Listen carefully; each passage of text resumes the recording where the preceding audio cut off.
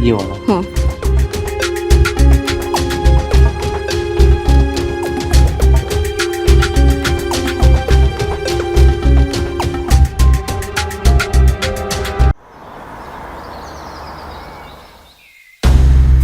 नमस्कार, मैं हूं रानी चैटर्जी। क्राइम चक्र में आप सभी का स्वागत करती हूँ। समाज में कई बार मासूमियत को इस तरीके से दबाया जाता है कि अगर वो आवाज भी करती है तो किसी को उसकी आवाज सुनाई नहीं देती, और ज्यादातर इसका शिकार ऐसे लोग हो जाते हैं जो कुछ बोल पाने की हिम्मत ही खो देते हैं। ऐसे में उन्हें कोई उम्मीद की किरण नजर ही नहीं आती, लेकिन जब कोई किरण बनकर जिंदगी में आता है तो रोशनी अपने आप आ जाती है। रानी के जीवन की वो रोशनी था सुरेश। दोनों ही अच्छे दोस्त थे, क्लास के टॉपर थे और एक दूसरे की मदद करते थे, पर समाज की बुराइयां किस रूप में कहां घर कर जाए ये किसी को नहीं पता। अब सुरेश और रानी इससे कैसे बचेंगे, आइए देखते हैं। अबे सुरेश, सिगरेट पिएगा? नहीं, मैं थोड़ा जल्दी में हूँ। हाँ पता है, रानी से मिलने की जल्दी में। वो बात नहीं है, एग्जाम पास आ रहे। तेरे तो मजे है लड़के। लड़की घर बुला दी है तुझे? हाँ तो मैं स्मार्ट हूँ, तुम लोग के जैसा क्लास बंक नहीं करता हूँ। हाँ हाँ वो तो है, तभी तो सुन ली तेरी कि नहीं। देख, फालतू की बात मत कर, काम क्या है ये बता। हाँ जानता हूँ, पढ़ाई में ज़्यादा गुम मत हुआ कर, कभी किताब से नज़र हटा के लड़की के दिल में झांके कर। मेरे पास तेरे फालतू बातों के लिए कोई जवाब नहीं है। मुझे पढ़ाई के लिए लेट हो रही है, मैं जा रहा हूँ। तू अपना टाइम पास यहाँ पे करते रहे, ठीक है? बाय।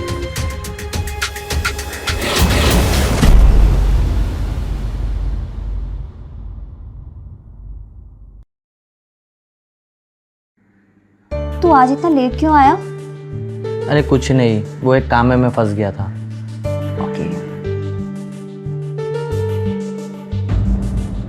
अच्छा, मेरा ना चाय पीने का बहुत मन कर रहा है, तू भी पिएगा? हाँ ले आ। चल ठीक है।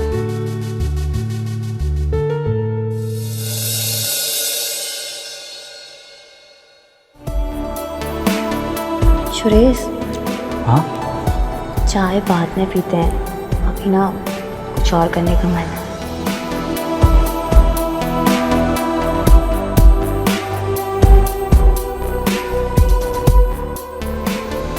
सुरेश, चाय।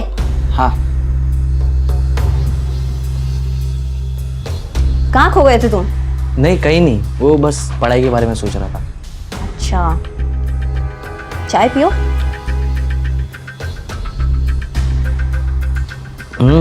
बड़ी अच्छी चाय बनाई हो। Thank you. अच्छा सुनो, हाँ मुझे ये क्वेश्चन समझ में नहीं आ रहा है, जरा समझा दोगी? हाँ। ये वाला।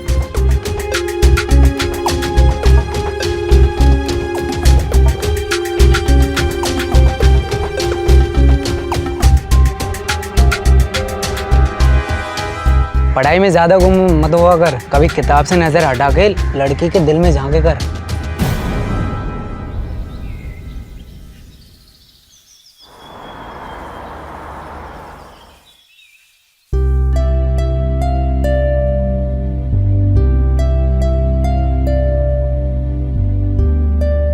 दी, ये सब क्या कर रही हो? आज ना तो मेरा जन्मदिन है और ना आपका। अरे तो फिर ये सब किस चीज के लिए? अरे वो जीवन अंकल आ रहे हैं ना आज। जीवन अंकल? हाँ। मेरे कोई अंकल नहीं है वो। अच्छा, अगर वो मेरे अंकल हैं और तू मेरी बहन है तो वो तेरे क्या हुए? तुम्हारे अंकल होंगे वो, मेरे कोई सगे नहीं है।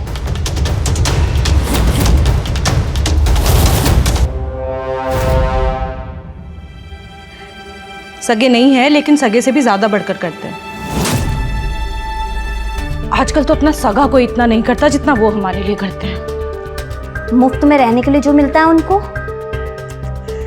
होटल में रहने की हैसियत है उनकी, यहाँ सिर्फ इसलिए रहते हैं क्योंकि हमारी फिक्र करते हैं। और वैसे भी मुफ्त में नहीं रहते। क्यों? तेरे लिए इतने सारे कपड़े, मिठाइयाँ और तेरे कॉलेज की फीस और इस पूरे घर का खर्चा वही तो चलाते हैं। और तू तो जानती है कि बाबा के जाने के बाद इस पूरे घर का भार उन्होंने ही अपने कंधों पर उठा रखा है। अच्छा सुन, आज सुरेश को मना कर देना कि शाम को ना आए। अंकल जी आ रहे हैं ना? तो ये कि 2 ही दिन के लिए तो आते हैं, शाम को बैठेंगे गपशप करेंगे। पढ़ाई का क्या है, वो तो रोज की है। मुझे नहीं लगानी उनके साथ कोई गपशप। मैं चली कॉलेज, तुम बैठी रहो यहीं।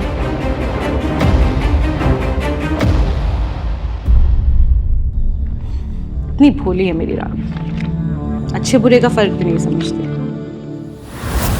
तो इसमें परेशान होने वाली क्या बात है? तू अपनी दीदी को बता दे अपने अंकल की नीयत के बारे में। तुझे क्या लगता है कि मेरी दीदी मान जाएंगी? अरे उनकी आंखों पर तो रिश्ते की पट्टी बंधी हुई है, वो तो उन्हें अपने अंकल समझती है, पर मुझे ही पता है ना कि वो मुझे कैसी नज़रों से देखते हैं। तो अब करना क्या है? कुछ नहीं, वो आएंगे, ढेर सारा सामान लाएंगे और दीदी से मीठी मीठी बातें करेंगे, और तब तक वो हमारे घर पर भी रहेंगे और मैं अपने ही घर पे घुट घुट कर जी रही होंगी। और जब दी बाहर चली जाती है ना, तो मुझे बहुत डर लगता है। ठीक है, मैं कुछ सोचता हूँ, लेकिन तब तक तू अपना ख्याल रख। और मैं अब तभी तुम्हारे घर पे आऊँगा जब तुम्हारे मामा जी चले जाएंगे। मुझे नहीं करनी बात तुझसे। और अंकल, आने में कोई तकलीफ तो नहीं हुई? नहीं नहीं, यहाँ आना तो हमें हमेशा पसंद है। लीजिए, रानी आ गई। जब से आए हैं 10 बार तेरे बारे में पूछ चुके हैं। चलो जल्दी पैर छुओ। अरे रुक्मणी, ये क्या? अरे नहीं नहीं नहीं नहीं, आओ आओ, बैठो। वैसे रानी, आज आने में इतनी लेट कैसे हो गई? मैंने कहा था ना जल्दी आना। वो दी, कॉलेज में ना एनुअल फंक्शन है, तो उसी की तैयारी चल रही थी। ठीक है। रुक्मणी, रानी बड़ी होकर और भी खूबसूरत हो गई है, बिल्कुल रानी की तरह लगती है। एक कप चाय और पीने का मन कर रहा है। जी जरूर।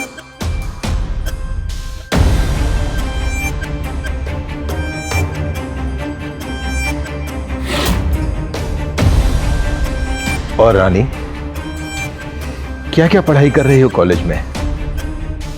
तुम्हारा फेवरेट सब्जेक्ट कौन सा है?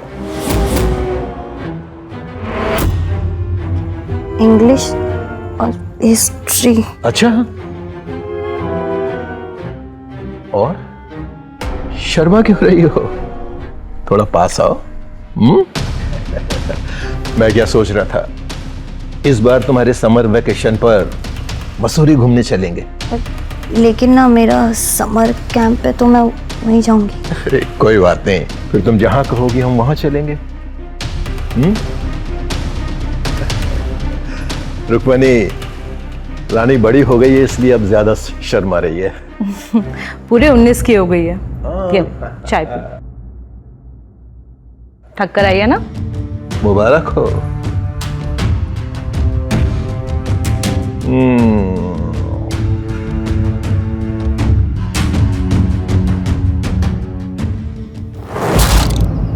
आज समाज में राम और रावण दोनों एक साथ देखने को मिलते हैं।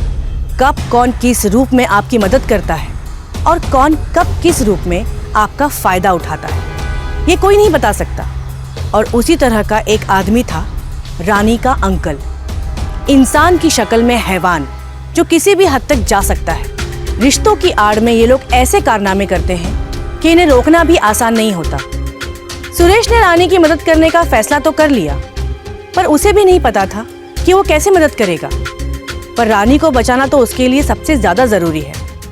आइए देखते हैं कि दोनों मिलकर इसे कैसे रोकते हैं। हेलो सुरेश, इस अंकल की हिम्मत ना बहुत बढ़ती जा रही है।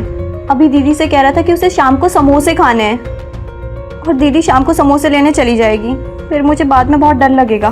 तू टेंशन मत ले, मैं अभी मेरे घर पे हूँ, मैं अभी तेरे घर के लिए निकल रहा हूँ। और जैसी तेरी दीदी अगर बाहर जाए तो तू बस एक मिस कॉल मार देना, मैं पढ़ाई के बहाने तेरे घर आ जाऊँगा। हाँ ठीक है, पर मुझे बहुत डर लग रहा है। तू डर मत, बस एक मिस कॉल। ठीक है, मैं ऐसे ही करूँगी। ठीक है। रानी, हाँ दीदी। रानी, आई दी। आजकल के बच्चे भी ना सारा दिन। हाँ दी, क्या हुआ? अंकल को ना छोटे लाल के यहाँ के समोसे खाने हैं, तू खाएगी? हाँ, मेरे लिए भी ना 2 लेकर आ जाना। अच्छा ठीक है, तुम अंकल के पास बैठो, उनका ध्यान रखो, मैं लेकर आती हूँ। ठीक है। मैं आती हूँ अभी। हाँ।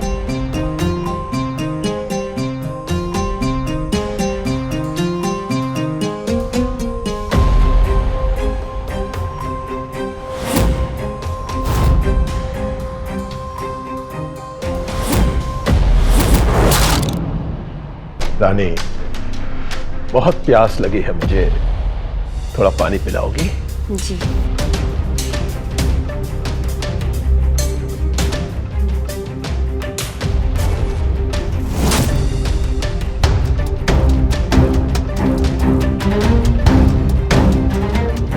लीजिए अंकल जी।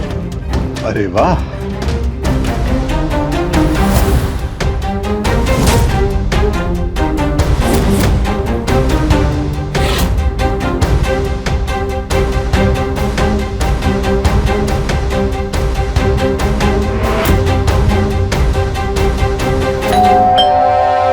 अंकल जी, वो मेरा फ्रेंड आ गया है।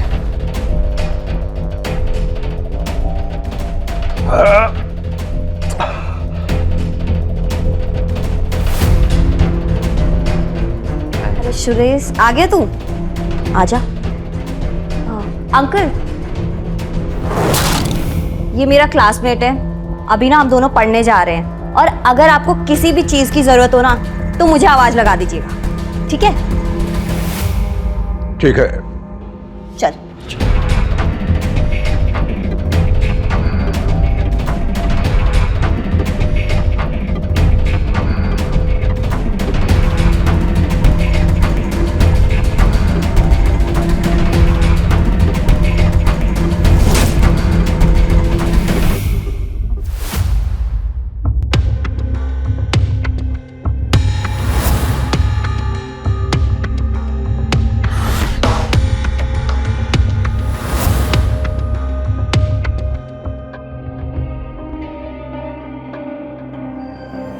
ये दोनों बेडरूम में क्या कर रहे हैं?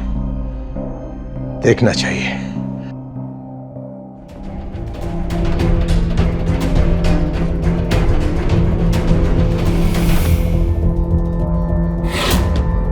बेडरूम में बैठ के पढ़ाई होती है क्या? हॉल में बैठ के पढ़ाई करनी चाहिए थी। ऐ लड़के, तुझसे कह रहा हूं मैं।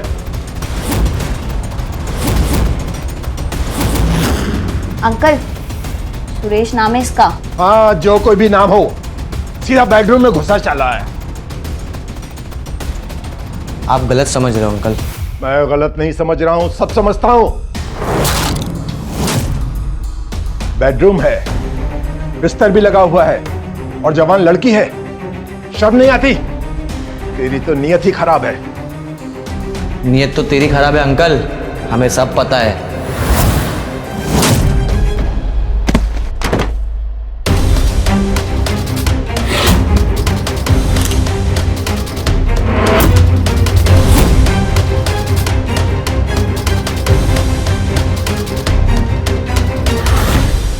अकेली लड़की देखी और किस कर रहा है।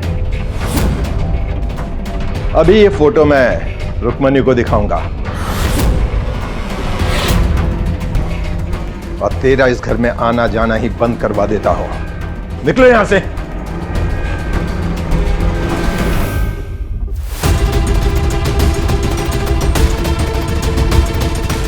अरे रानी, मैंने मना किया था ना आज सुरेश को बुलाने के लिए।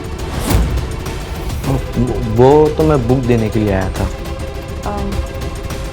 अच्छा, मैं चलता हूँ। अब आ ही गया तो समोसा खाकर जा। नहीं, मैं थोड़ा जल्दी में हूँ।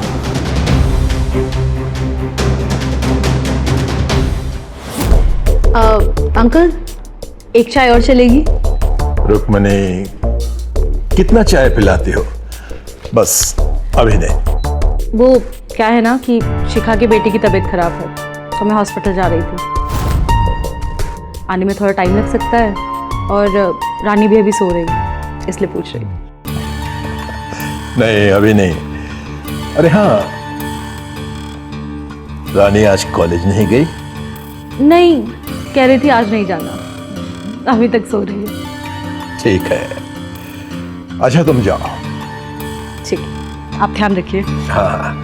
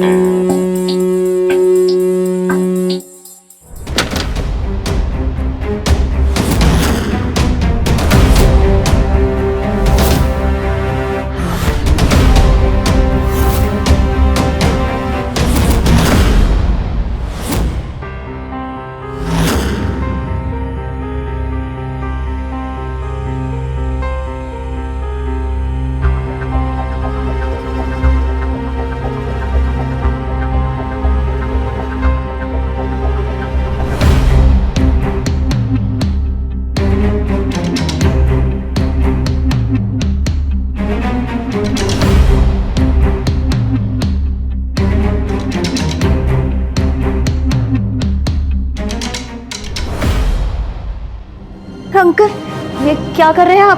अरे अरे अरे, कुछ नहीं कुछ नहीं। देखो, घबराओ मत। हाँ? अंकल, ये गलत है। नहीं नहीं, कुछ गलत नहीं है। घबराओ मत, डरो मत। पास आओ ना, पास आ जाओ। हाँ, सब ठीक होगा। आ जाओ। ओ अंकल। कौन है बे? ओ, तो तू है। तुझे फोटो चाहिए थी ना? नहीं मिलेगी। मैं वो फोटो लेने के लिए नहीं आया। तो फिर क्या? कल जो तुमने आइडिया दिए थे मैं तो उसके लिए आया हूँ। कौन सा आइडिया? वही, जैसे आपने हमारी फोटो ली थी वैसे हमने तुम्हारी वीडियो ली है। वो देखो कैमरा।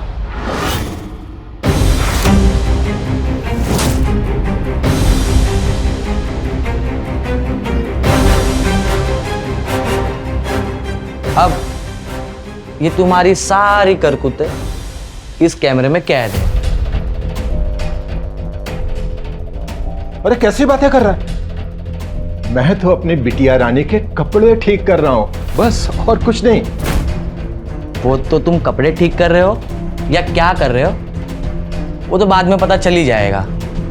अरे अंकल जी, मैं तो सिर्फ सोने का नाटक कर रही थी ताकि तुम वो सब कर सको जो तुम्हारे घटिया दिमाग में चल रहा है। अरे ऐसा कुछ नहीं है। तू तो मेरी प्यारी बिटिया है। मेरी बेटी की तरह है तू। ऐसा कुछ नहीं है जैसा सोच रहे हो। हाँ? वो तो तुम्हारी बिटिया है लेकिन तू उसके अंकल के लायक का नहीं है। और अंकल सुन ले, आज के बाद अगर तू इस शहर में कहीं पे भी दिखाई दिया ना तो ये तेरी वीडियो जाएगी सीधा पुलिस थाने और उसके बाद तू किसी को मुंह दिखाने के लायक का भी नहीं बचेगा, समझा? नहीं नहीं नहीं, ऐसा मत करना। हाँ, ये तो मेरी बिटिया है। बिटिया देखो, अगर कुछ बुरा लगा हो तो मुझे माफ कर देना। हाँ ठीक है, मैं जा रहा हूँ। अरे अरे अंकल जी, दीदी से तो मिलकर जाइए, वो बेचारी पता नहीं क्या सोचेंगी। बाहर मिल लूंगा उससे, बाहर। हाँ, बाहर मिल लूंगा। हाँ, जा रहा हूँ जा रहा हूँ।